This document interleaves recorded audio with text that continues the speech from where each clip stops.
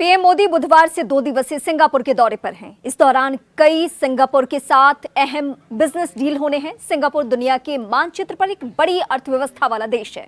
भारत के साथ कारोबार के क्षेत्र में उसके रिश्ते बहुत अच्छे हैं। वैसे तो ये एक नन्हा सा मुल्क है, लेकिन भारत में प्रत्यक्ष विदेश निवेश एफडीआई के मामले में ये सबसे अव्वल है।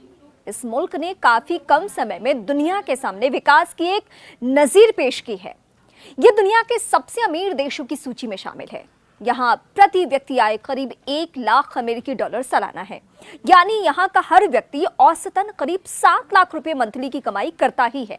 ऐसे में आप समझ ही गए होंगे कि यहाँ गरीबी नाम की तो कोई चीज आपको देखने को नहीं मिल सकती। खैर, आज हम बात कर रहे हैं इस खूबसूरत देश के पीएम की। इस वक्त यहाँ के पीएम लॉरेंस वोंग हैं। वो इसी साल 15 मई को पीएम बने हैं। आज हम वोंग की सैलरी और उनको मिलने वाली सुविधाओं के बारे में आपसे बात करेंगे। दरअसल सिंगापुर की गिनती दुनिया के सबसे कम भ्रष्ट देशों में होती है। बावजूद इसके वो एक लोकतांत्रिक देश है। आमतौर पर बुद्धिजीवियों का एक वर्ग मानता रहा है कि लोकतांत्रिक मुल्क में तानाशाही या राजशाही वाले मुल्कों की तुलना में भ्रष्टाचार ज्यादा होता है, लेकिन सिंगापुर में इस धारणा को गलत साबित कर दिया है। सबसे कम भ्रष्ट देश transparency international corruption perceptions index की 2023 की रिपोर्ट में सिंगापुर दुनिया के सबसे कम भ्रष्ट देशों की सूची में 5वें पायदान पर है। इस सूची में भारत 39वें स्थान पर है, यानी सिंगापुर से दुनिया में केवल ऐसे 4 देश हैं जहां भ्रष्टाचार बहुत कम है। अब मैं इसके पीछे की वजह बताती हूँ। सिंगापुर में आखिर कम भ्रष्टाचार क्यों है? सिंगापुर में भ्रष्टाचार कम होने के पीछे एक बड़ी वजह यहाँ की सरकारी नीति है। यहाँ की सरकार सबसे निचले स्तर से लेकर शीर्ष स्तर तक के कर्मचारियों, अधिकारियों और मंत्रियों को शानदार सैलरी देती है।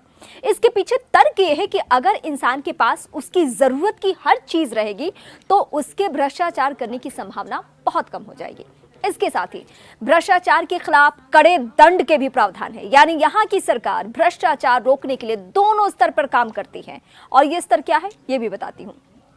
इस नीति के तहत सिंगापुर के प्रधानमंत्री को भी शानदार सैलरी मिलती है। उनकी सैलरी की तुलना हम दुनिया की नामी कंपनी गूगल के सीईओ की सैलरी से कर सकते हैं।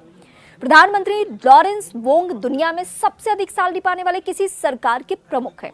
उनको करीब 16.42 लाख अमेरिकी डॉलर की सैलरी मिलती है। रुपये में ये रकम करीब 13 करोड़ 80 लाख है, यानी सिंगापुर के पीएम को हर महीने करीब 1.15 करोड़ रुपए की सैलरी मिलती है। दूसरी ओर गूगल की पेरेंट कंपनी अल्फाबेट के मौजूदा सीईओ सुंदर पिचाई की सैलरी करीब 20 लाख अमेरिकी डॉलर है, लेकिन वोंग को जो सरकारी सुविधाएं मिलती है वो पिचाई को किसी भी सूरत में नहीं मिल सकती। पीएम मोदी को केवल 1.66 लाख की सैलरी। हाईली पेड राष्ट्राध्यक्षों की सूची में दूसरे नंबर पर हांगकांग स्वायत्त क्षेत्र के चीफ एग्जीक्यूटिव जॉन ली का चुई है। तीसरे नंबर स्विट्जरलैंड की प्रेसिडेंट वियोला अमहर्ड है। इस सूची में चौथे नंबर पर अमेरिकी राष्ट्रपति जो बाइडेन है और राष्ट्रपति द्रौपदी मुर्मू की सैलरी 5 लाख रुपए मंथली है। पीएम की सैलरी में 45,000 रुपए संसदीय भत्ता, 3,000 रुपए का खर्चा भत्ता, 2,000 रुपए दैनिक खर्च भत्ता और 50,000 रुपए मासिक मूल वेतन शामिल है। अब आप ही जरा सोचिए, अगर किसी पीएम या सामान्य व्यक्ति को इतनी सैलरी मिले और उसका सारा निजी खर्च सरकार उठाए तो वो उन पैसों का क्या करेगा? निश्चित तौर पर इतने पैसे में मुंबई में समंदर किनारे बने बॉलीवुड सुपरस्टार शाहरुख खान के मन्नत बंगले को ही नहीं खरीदा जा सकता है, लेकिन इतने पैसे में हर महीने भारत की सबसे महंगी जगह पर कुछ ना कुछ तो खरीदा ही जा सकता है। यह शाहरुख खान के बंगले का एक रूपक के तौर पर लिया गया है।